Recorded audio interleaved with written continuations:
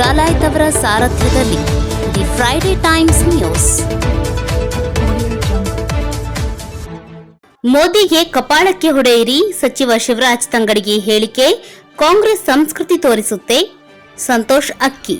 ಸಚಿವ ಶಿವರಾಜ್ ತಂಗಡಗಿ ಅವರು ಮೋದಿ ಹೆಸರು ಹೇಳಿದ್ರೆ ಕಪಾಳಕ್ಕೆ ಹೊಡಿರಿ ಎನ್ನುತ್ತಾರೆ.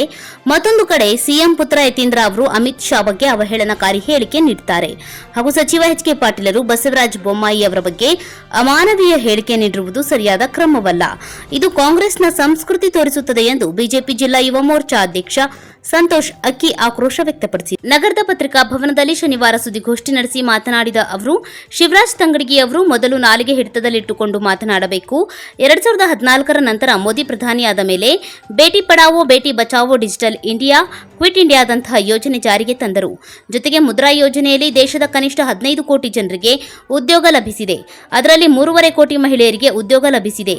ಪಿಎಂ ಕೌಶಲ್ಯ ವಿಕಾಸ್ ಯೋಜನೆಯಲ್ಲಿ 1.5 ಕೋಟಿ ಯುವಕರಿಗೆ ಇದರಲ್ಲಿ ತರಬೇತಿ ನೀಡಲಾಗಿದೆ.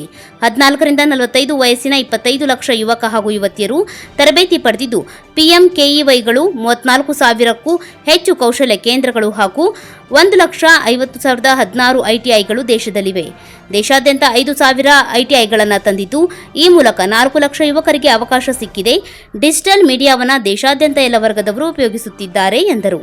ಈ ಸಂದರ್ಭದಲ್ಲಿ ಶಶಿಧರ್ ದಿಂಡೂರ್, ಫಕೀರೇಶ್ ರಟ್ಟಿಹಳ್ಳಿ, ದತ್ತಣ್ಣ ಜೋಶಿ, ಮಂಜುನಾಥ ಶಿವಪ್ಪ ಮುಳುಗುನ್ ಸೇರಿದಂತೆ ಅನೇಕರು ಉಪಸ್ಥಿತರಿದ್ದರು. ಸಚಿವರು ಯುವಕರು ಏನು ಸಂದೇಶ ಕೊಡ್ತಾರಂದ್ರ, ಇಡೀ ವಿಶ್ವ ಮೆಚ್ಚುವಂತ ಒಬ್ಬ ಜನನಾಯಕ, ವಿಶ್ವ ಕಂಡ ಅಪ್ರತಿಮ ವ್ಯಕ್ತಿ ನಮ್ಮ ದೇಶ ಪ್ರಧಾನಮಂತ್ರಿಗಳು ನರೇಂದ್ರ ಮೋದಿ ಅವರು. ಅವ್ರ ಬಗ್ಗೆ ಯಾವ ರೀತಿ ಹೇಳ್ತಾರಂದ್ರೆ, ನಾವು ಇವತ್ತ ಏನು ಕಾನೂನುಬದ್ಧವಾಗಿ ನಾವು ಭಾರತೀಯ ಜನತಾ ಪಕ್ಷ ಒಂದು ಒಳ್ಳೆಯ ಸಂಸ್ಕೃತಿವಂತ ಪಕ್ಷ, ಇವತ್ತ ಬೇರೆ ನಿರ್ಧಾರ ಮಾಡಿದ್ವಿ. ಆದ್ರೆ ಕಾನೂನು ಚೌಕಟ್ಟುವಾಗ ಇದನ್ನ ಮುಂದುವರಿಸಬಾರ್ದು. ನಾವೆಲ್ಲ ಪತ್ರಕರ್ತರಿಗೆ ಇದ್ರ ಬಗ್ಗೆ ಹೇಳಿ ಮುಂದೆ ಈ ಸಚಿವರು, ಕನ್ನಡ ಸಂಸ್ಕೃತಿ ಇಲಾಖೆಯ ಗಣಕವೇತ್ತ ಸಚಿವರು ಇದ್ರ ಬಗ್ಗೆ ಸಾಕಷ್ಟು ಅಧ್ಯಯನಗಳನ್ನು ಮಾಡಿ,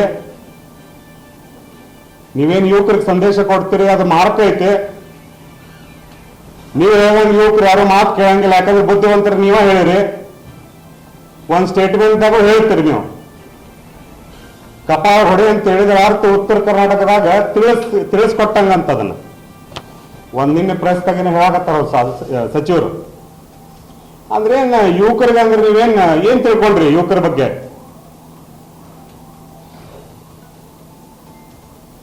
ನಮ್ಮ ಕರ್ನಾಟಕ ಬಿಜೆಪಿ, ಗದಗ ಜಿಲ್ಲೆಯ ಬಿಜೆಪಿ ಎಲ್ಲ ಹಿರಿಯರ ಪರವಾಗಿ ನಮ್ಮ ಸಚಿವರಿಗೆ, ಕಾಂಗ್ರೆಸ್ ರಾಜ್ಯ ಸರ್ಕಾರದ ಸಚಿವರಿಗೆ ನಾ ಕೋರ್ಕೊಂತೇನೆ, ದಯಮಾಡಿ ನೀವೇನು ಹೇಳಿರಿ ಅದಕ್ಕೆ ಮನಸ ಇಚ್ಚಿ ಒಪ್ಕೊಳ್ರಿ, ಸ್ವಲ್ಪ ಮಾಹಿತಿಗಳನ್ನ ತೆಗೆದು ಹೋದ್ರಿ.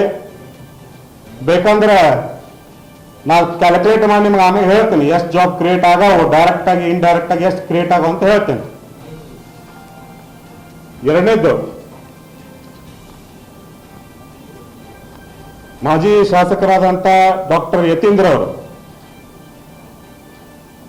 ನಮ್ಮ ಕೇಂದ್ರದ ಸಚಿವರಾದ ಅಮಿತ್ ಶಾ ಅವ್ರಿಗೆ ಯಾವ ರೀತಿ ಪದ ಬಳಸಿರಿ, ಅದಕ್ಕೆ ನಮ್ಮ ಯುವ ಮೋರ್ಚಾ ಗದಗ ಜಿಲ್ಲೆ ಹಾಗೂ ಯುವ ಮೋರ್ಚಾ ಕರ್ನಾಟಕ ರಾಜ್ಯದಿಂದ ತೀವ್ರ ಆಕ್ರೋಶ ಐತಿ. ನೀವು ದಯಮಾಡಿ ಅದನ್ನ ನೀವೇನು ಹೇಳಿರಿ ಅದು ಸಮರ್ಥಿಸಿಕೊಂಡು ತತ್ಕ್ಷಣ ಅದಕ್ಕೆ ತಪ್ಪೊಪ್ಪಿಗೆ ಹೇಳಬೇಕು ಈ ಮುಖಾಂತರ ಕೇಳ್ಕೊಳ್ತೇನೆ. ಅದೇ ರೀತಿ ಗದಗ ಜಿಲ್ಲೆಯ ಉಸ್ತುವಾರಿ ಸಚಿವರಾದಂತ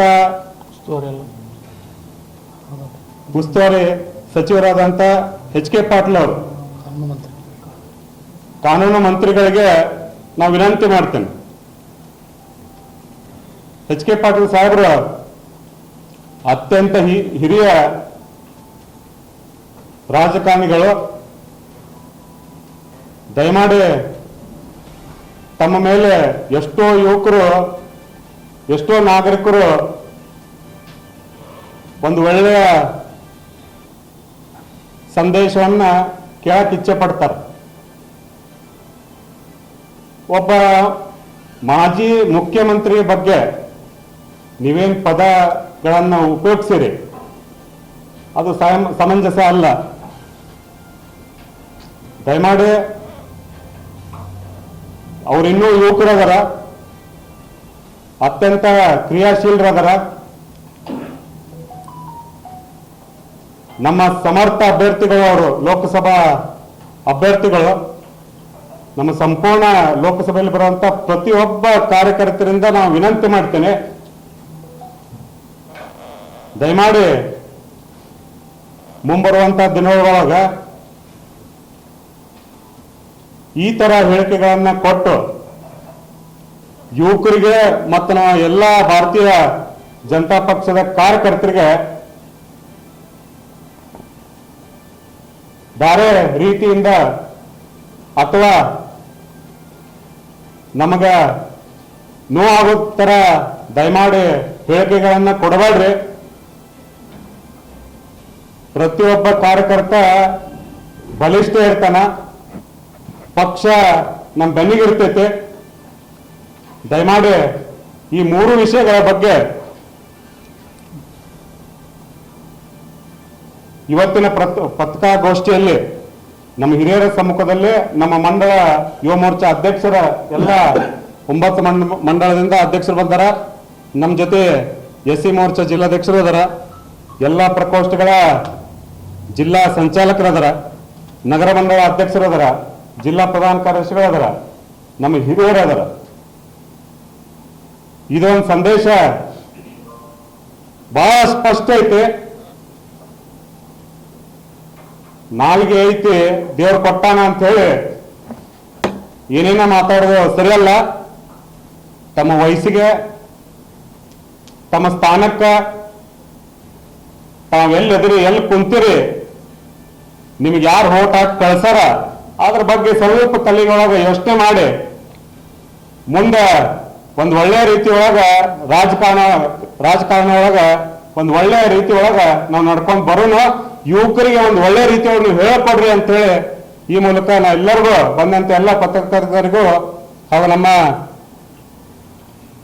ಎಲ್ಲ ಯುವ ಮೋರ್ಚಾದ ಪದಾಧಿಕಾರಿಗಳಿಗೆ ವಂದನೆಗಳನ್ನು ಹೇಳಿ ಹಾಗೂ ಎಲ್ಲ ಪ್ರಕೋಷ್ಠಗಳ ಸಂಚಾಲಕರಿಗೆ ನಾವು ವಂದನೆಗಳನ್ನು ಹೇಳಿ ಈ ಪತ್ರಿಕಾಗೋಷ್ಠಿಯನ್ನ ಬಂದಂತ ಎಲ್ಲರಿಗೂ ಧನ್ಯವಾದಗಳು ಹೇಳ್ತೀನಿ. ನಮಸ್ಕಾರಗಳು. ಎಲ್ಲ ಮಾಧ್ಯಮ ಮಿತ್ರರಿಗೆ ಇನ್ನೊಂದು ನಮ್ಮ ಪ್ರಕೋಷ್ಠಗಳಿಂದ ದಿ ಫ್ರೈಡೆ ಟೈಮ್ಸ್ ನ್ಯೂಸ್ ಇವತ್ತು ಗದಗ್.